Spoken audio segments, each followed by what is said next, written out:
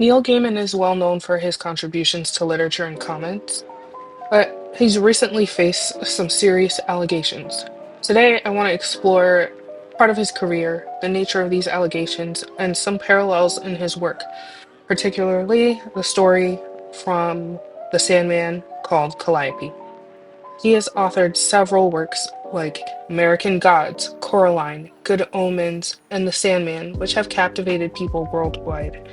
He's played a pivotal role in modern comics, notably through his work on the Sandman series for DC Comics. But recently, multiple women have come forward with serious allegations against him, claiming inappropriate behavior.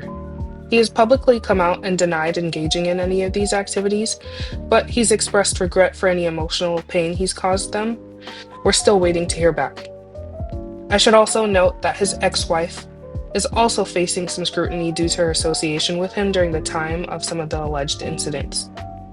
These developments prompt a reevaluation of how public figures are perceived, reminding us that an individual's public image may not fully reflect on their private behavior.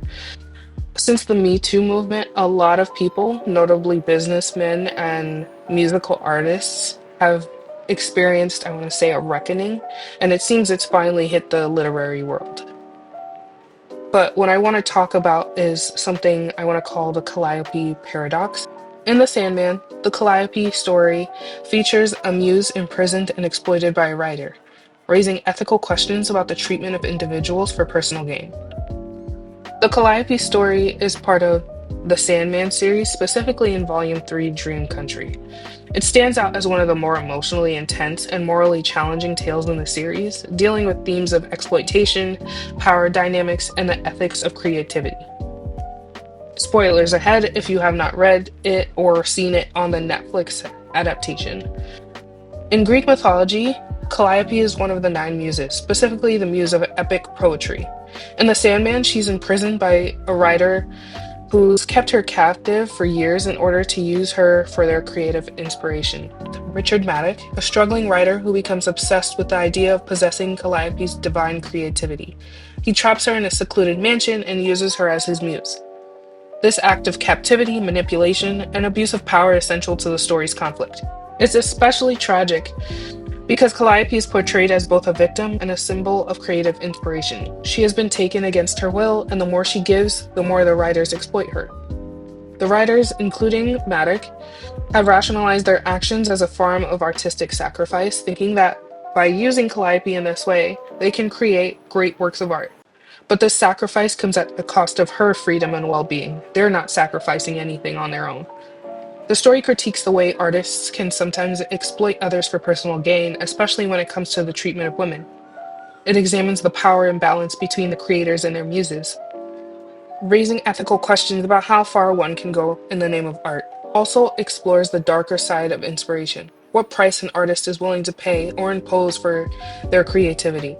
The idea that creativity should come at the expense of another's well-being is central to the story. Eventually, Dream, also known as Morpheus, the personification of dream and one of the central characters in The Sandman, intervenes. He frees Calliope and punishes the writers who held her captive, which represents a form of cosmic justice.